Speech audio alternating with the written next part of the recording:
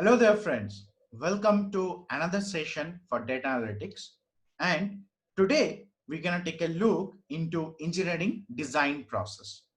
Now, the obvious question supposed to come in mind that as a data analytics analyst or a data scientist, why I should be worrying about the engineering design process.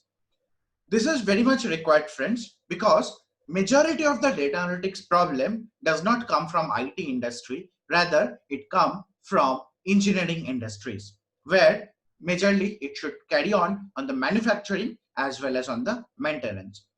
If we understand the design process very accurately and very perfectly, then it's going to be very easy for us to go ahead and identify if there are any loopholes or at which phase data analytics can be added as a benefit to improve their process of the design. So let's get started. The engineering design phase is actually a collaboration of multiple different phases, or rather, in short, total of 8 phases, or rather 8 steps.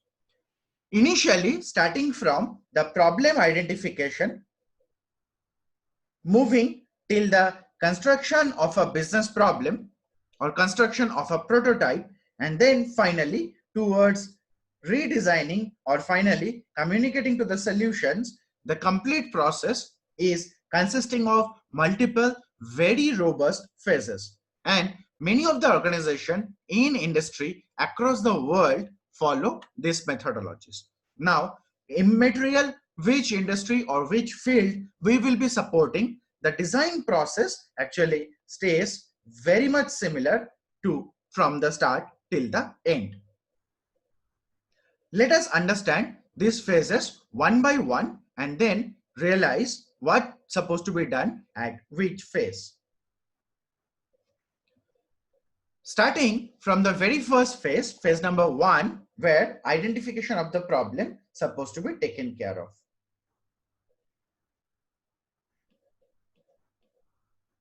Once again, please remember guys, we are not talking about the data analytics problem here. We are talking about the production problem. At this phase, usually the client perform a market survey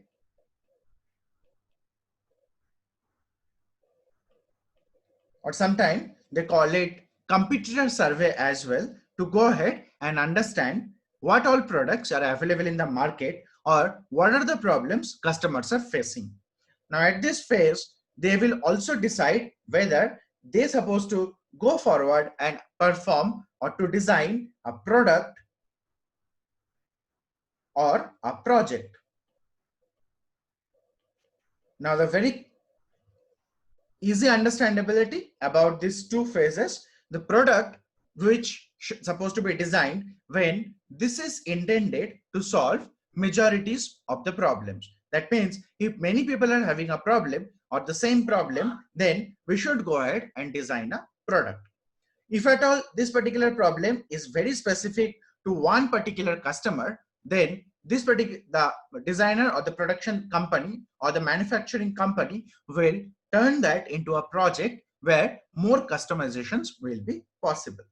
Once this problem has been identified, in the second phase or in the second step, we should perform the research.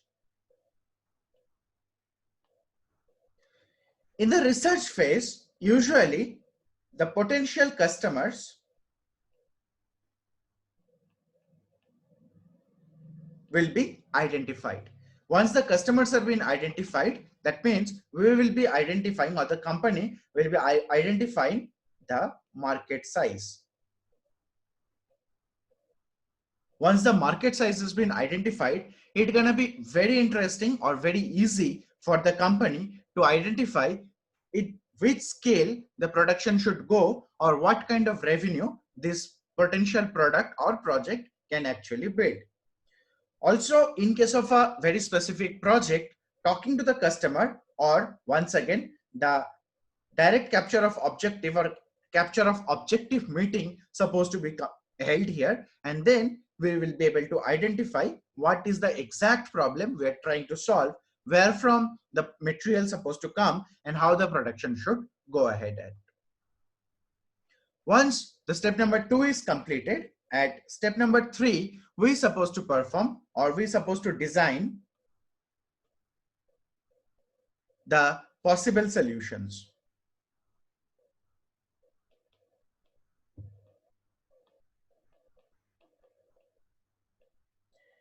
In this phase, as we all know, there can be multiple methods of solving a problem. For this particular topic, I strongly recommend to attend one more course, which is called Design Thinking.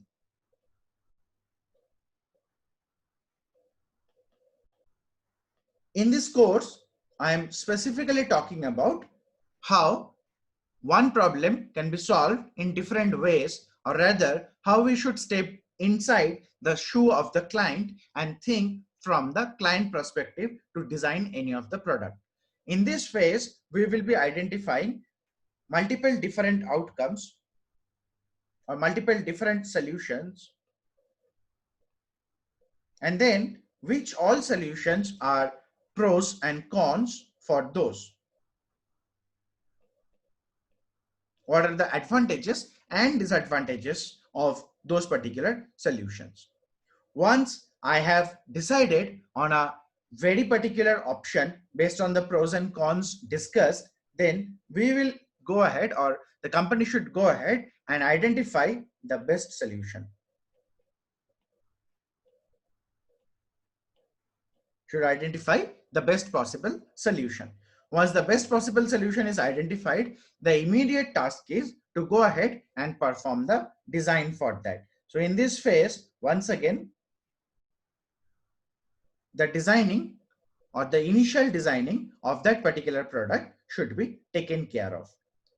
Once the best possible solutions is identified, and then the company is actually ready to build the initial sample or the initial model of that particular product or a project, then we should step into step number 5, where we should build the prototype.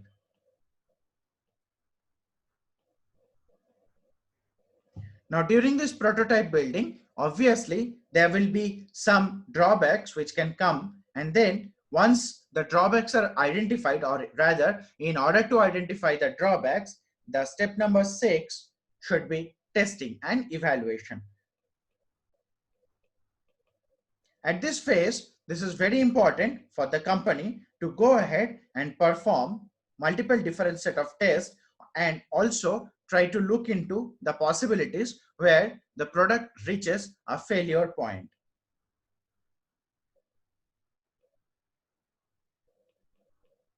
Where this product can reach to a failure point. Once that particular phase is completed, the next phase gonna be showcasing or communicating the solution. So we are right now at step number 7, where we are trying to showcase or communicate the outcome or the product.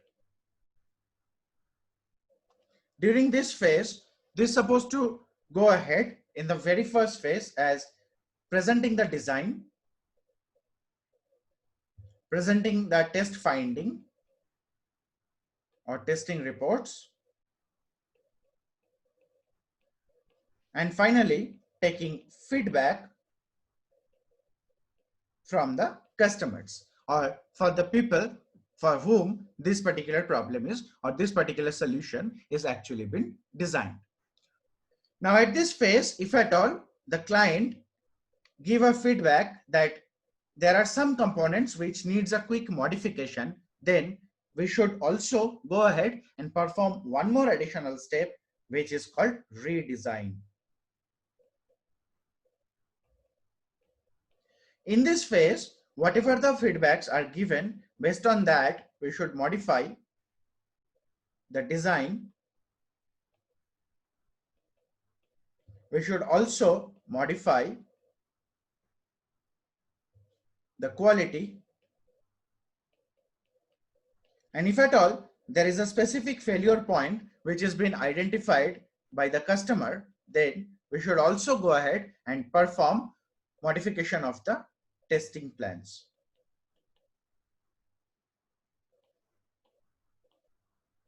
And finally, we should also rebuild the solution or rebuild the product. Now, this is not only for the manufacturing industry. This will also happen in case of a maintenance or caretaking industry also, where any of the devices are not functioning or rather malfunctioning. Repairing of those devices also supposed to follow the same process. So if we understand this process very carefully, and then if we try to help, or if any of the customer from the production industry or engineering design industry approaches us, we know in which phase exactly what are the test tasks or steps, steps they are performing, and based on that we can plan our project life cycle and help to reach this organization or the client organization to a greater height and achieve all their business outcomes. So hope you understand the engineering design process lifecycle very carefully, very easily, and then you will be able to identify the phases for any of the client organization, and we will be able to map your business process design into these phases to deliver a better outcome for the customer. Thank you very much for watching this video. Stay tuned. We'll meet on the next video. Stay safe, stay happy.